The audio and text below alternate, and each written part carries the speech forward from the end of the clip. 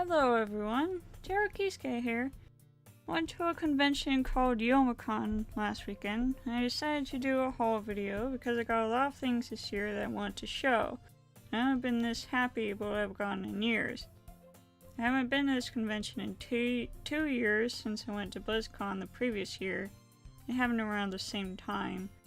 So I wanted to make up for the opportunity I didn't have to get some merchandise. And I'm really happy to say that the Five Wits gave just that to me. Here's the card that they have. It says plans, teas, salts, jewelry, Craignogs, all that sort of thing. And they also sell wigs. Not everything I show today will be on their website though, but it's worth having a look, so go check it out. I'm a huge fan of apothecary-themed things. I love bottles, I love containers, all that kind of thing. I have a whole collection and it grows every year. They had an amazing long table set up and they had all kinds of things. Different types of tea, salts, spices, bottles, containers, jewelry, wigs, plants.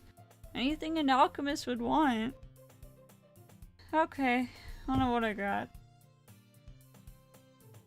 Here I got a tea called Healing Fields. I made the labels myself, by the way. It did not come with them. You can take these cards, which has all the information on each tea you can get. This one is actually one of the bigger containers you can get, and the ones you get in vials are priced very well. I decided to get a big container for this one because, as you guys probably know, judging by some of my videos, I'm a big Zelda fan. So I had to get a lot of something with the Zelda theme. And I picked green for the lettering because I didn't have a bright red for the title to match how the Zelda logos usually are. So the card reads, an oddly quiet blend of liquid courage, wisdom, and power. Contains low caffeine, organic mint and green tea with calendula flowers, dried apple and jasmine. Use 1 teaspoon per 8-ounce cup and steep 3 to 5 minutes in boiling water. And there's just a website link down there. Okay, and the next one.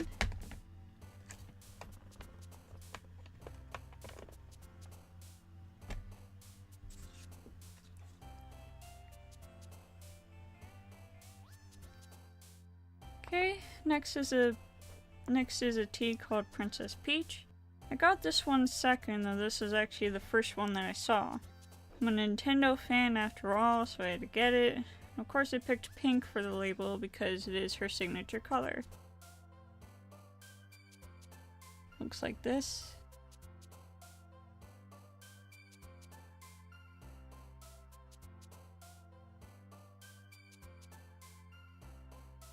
And the card reads, no need to seek another castle. This captivating tea is made of caffeine-rich Assam tea, dried peaches, peach blossoms, a touch of vanilla, and mild spices.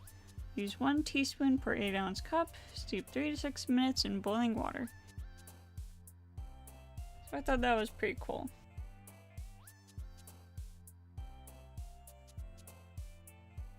And the third and final tea that I got is called Alola Form.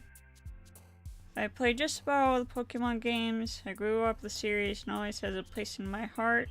I feel like this was an odd title to get to the tea, however, but oh well. I had fun doing the Pokemon type font.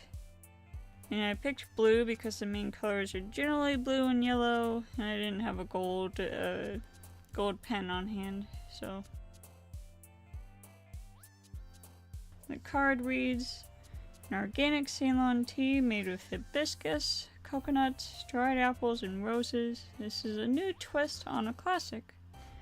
This refreshing tea is great over ice, can be friends with either cream or lemon, and is perfect to take along in a thermos on your next adventure. Use 1 teaspoon per 8-ounce cup. Steep 3 to 6 minutes in boiling water. Says Ololiform tea. They have in these vials. These are actually the cheaper, cheaper amounts that you can get. They were for a pretty good price. I also got this salt sampler. I think this is really nice that the tin included. I'm a sucker for neat, small packaging holding lots of things inside. Okay, let's open it up. Inside the lid is all the salts included in the set. This card in here is actually tucked under the vials in here. But I decided to slide it out and use double-sided tape and stick it to the inside of the lid so that I don't have to reach behind the bottles all the time to get it out. So from left to right, this is Hawaiian black lava salt.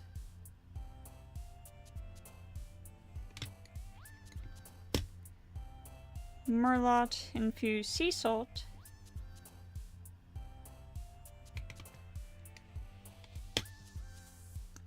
Himalayan pink salt.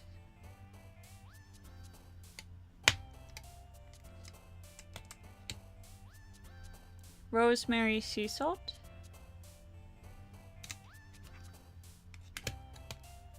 And Celtic sea salt.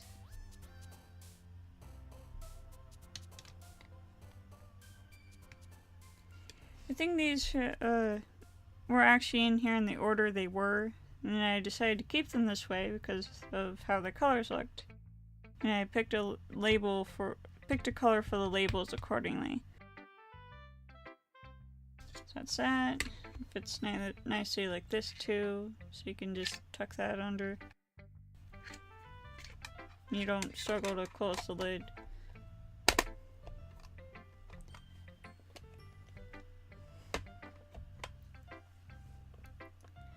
Okay, next is this glass skull that I got. And it has this black cap. It actually has a dropper as a cap.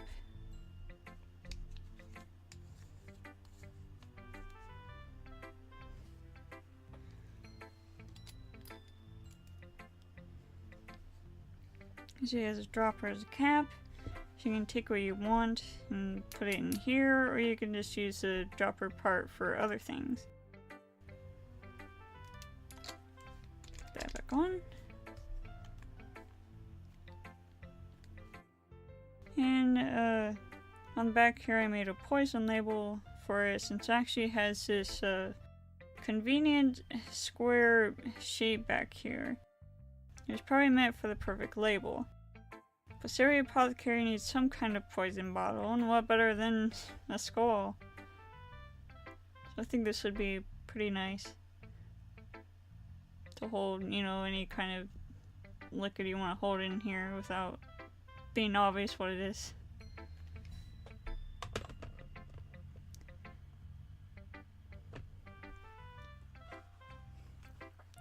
Okay, real quick, I just want to go whatever I used to make these labels. You can get 2 sets of 525 labels for under $3 at Walmart. I find that they're really nice, and you can use them for a lot of things. Though I had to use 2 or 4 for, bigger objects since they're so small. So, as for my pens, I use colored Copic multiliners. They come in a limited set of colors, but they tend to be all that I need. And they come in different sizes too, so.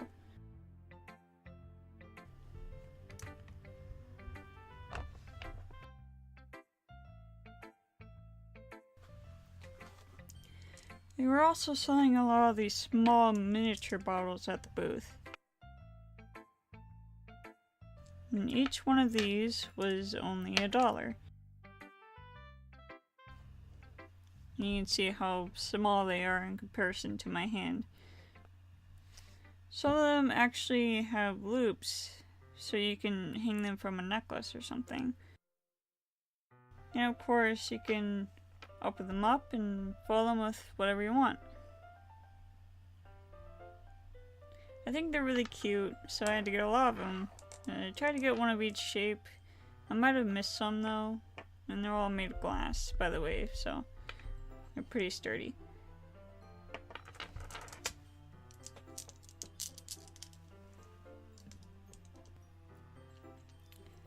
Okay, I also got this really well-made necklace. It comes in this sack that they give you.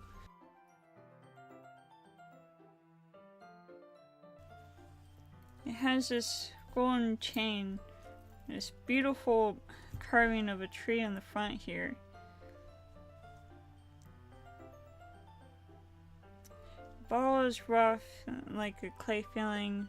You can open it and put whatever you want inside. And it's empty on the inside, of course. Same applies to the small bottle attached to it. And it has these small flowers and moss inside. I don't know if you can see very well, but they have all kinds of things in there. It gives me a very Middle-earth feel. A very Middle-earth feel, like something you would take on an adventure with you. Of course, you can also open this one and replace what's in there, but I choose not to. Also has this leaf at the end here. It kind of acts as the end of the necklace.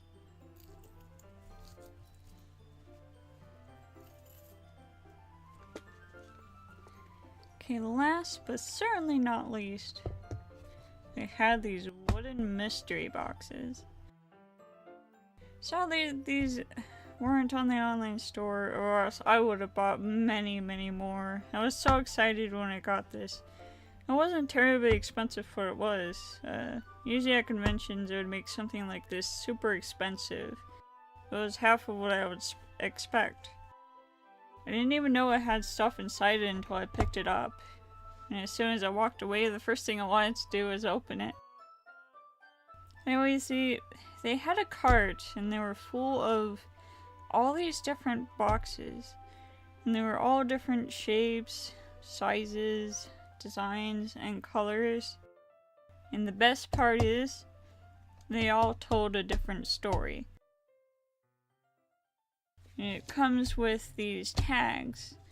And they have, you know, a short thing typed on them. It was actually attached by the string that went, that was tied around the box in a cross shape like this, but I had to cut it off to open the box because it was tied so well. Anyways, I had this tag attached to this one that I got. The other ones have different stories, but this one reads, "We often, when cleaning the warehouse and attic, find stashes of nuts and acorns put there by squirrels or other mischievous local creatures. But this is a first, and had us quite dumbfounded as to what had moved in." It reminds me so much of something you would read in a Spiderwick book. It was one of my favorites to flip through when I was growing up, and this perfectly captured that fantasy for me. I was so in love with these. I wish I had gotten more.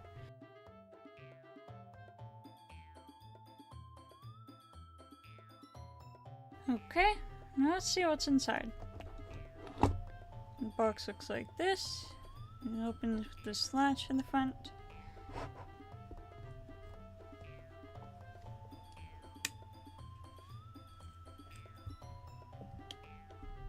There's all this kind of stuff in here. And these are the nuts the card is talking about. There really was a stash in here and all these other sorts of mysterious things. These are real walnuts in here, as you can see. It really gives this authentic feel.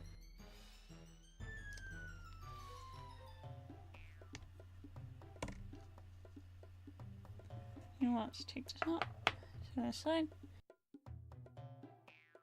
Also in here is a bigger bottle holding some Himalayan pink salt. I actually didn't make this label on the front here, or this tape on the cap. I think it's a really nice touch and it makes it look really pretty. It's a very nice presentation.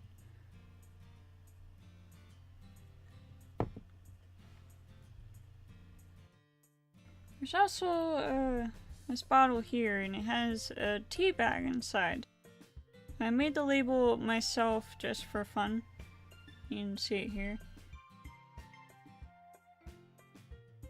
I also got a pearl in an extra tea bag for free, and I decided to put the pearl in here too. It's sitting at the bottom here.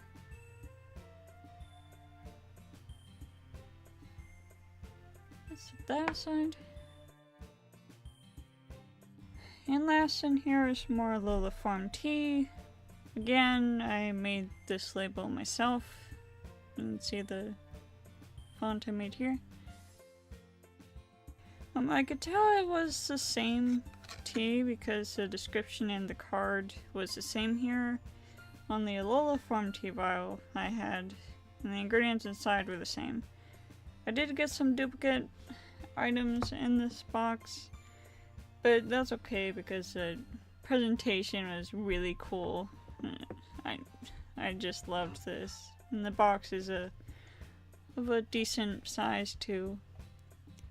But I don't know if I'll put anything else in it. I'll probably keep the same things in here just to, you know, keep this story contained. Let me put this back.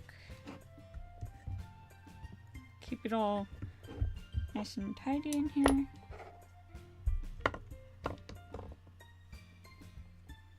Yeah, I'll also keep the tag in here too so that I don't lose it.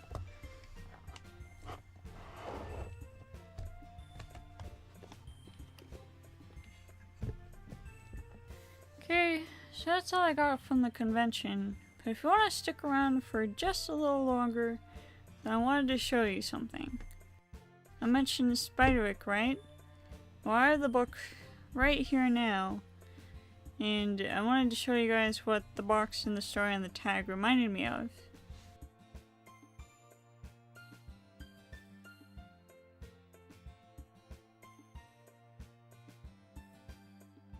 Here reminds me of this book.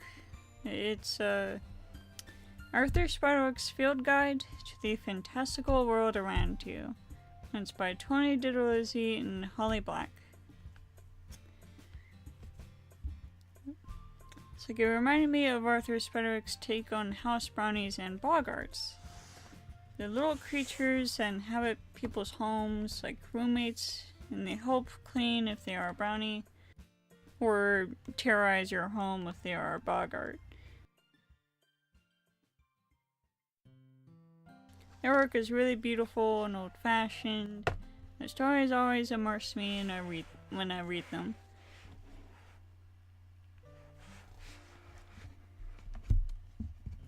Okay, so I'll read you aloud the main sections. I won't read the little side notes here. I might save that for another time. Okay, so brownies. These kindly and dependable creatures, also called lobs, hobs, or if female, silkies, attach themselves to human households, where they help with chores and protect the well-being of people living on their land. Fiercely loyal, brownies will defend a home and its surrounding estate from burglars and goblins. They live somewhere on the land they protect, perhaps in an abandoned farm, an unused closet, or within the walls. Despite their love of cleanliness, brownies are rather shabby in appearance, often going shoeless or wholly unclothed. Even so, they expect no payment other than scraps of food and a bowl of milk left out at night. In fact, further gifts are likely to induce adverse effects. Shuffling sounds at night can be a sign of a brownie. The careful observer may be able to spy one at work if he or she sneak up quietly enough. Even if not actually seen, the brownie may disappear in the middle of completing a task, leaving proof in the form of half-finished mopping or partially washed dishes. Here's a better look of the picture here.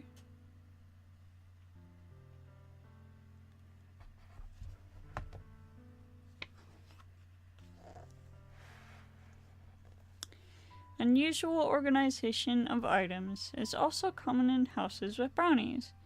A brownie may alphabetize books by the middle initial of the author's names, or file records by the titles of favorite songs. Industrious themselves, even the gentlest of brownies hates laziness in others. If taken advantage of, or otherwise ill-used, the brownie may become a boggart.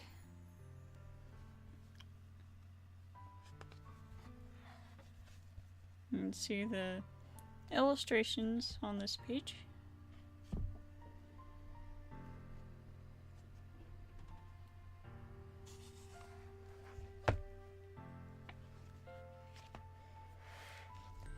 And then we have the boggarts. Abuse of a brownie, either through neglect of chores, failure to leave out food, or deliberate insult, will turn it into a boggart. Also known as boggins or bogies, boggarts delight in tormenting those they once protected and will cause milk to sour, doors to slam, dogs to go lame, and other mischief. Boggarts particularly like to steal food and to hide household items like keys and socks. More common than brownies, boggarts reside in many houses and workplaces. This may be the result of decades of improper treatment of brownies, which were once far more prevalent.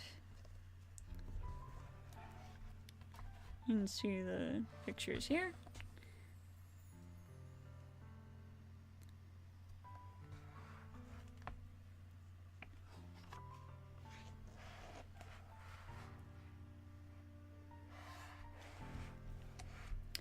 As loyal as brownies, boggarts are almost impossible to get rid of. Many families have fled a house tormented by a boggart, only to find the boggart fleeing with them. Boggarts are sometimes confused with poltergeists because both terrorize households. And as both generally remain unseen, it can be hard to tell the difference. Listen carefully after something goes awry.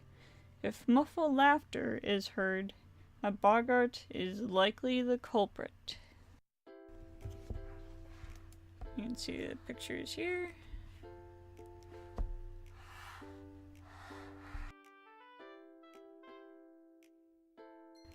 They had clock hands just like these on sale at the booth too. You can see these bent clock hands at the bottom.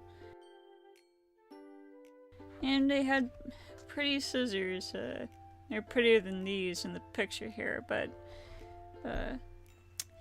I didn't get any of them. And seeing these pictures now, I'm starting to really wish I had gotten them. Maybe I'll get them next year. And I really hope they have their booth set up again.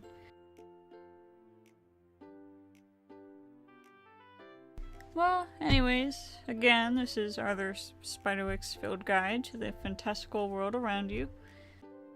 It is from the Spiderwick series of books.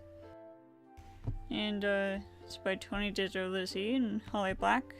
If any of you would like a complete flip through of this book, then let me know in the comments down below. In further news, but I apologize for not having posted a video in a while. I do plan to finish my Inktober videos, so don't worry about that. I've decided, since all the late videos are coming out anyways, I figured I would make them as great as they could be. So I don't want to rush the drawings or anything. However, I will be taking a bit of my time with them. It'll probably take all of November to finish them off, assuming I don't chuck them out quickly. I'm debating if I just want to upload them in parts or not. Anyways, that's all for now. This has been my Youmacon haul, and thank you for watching.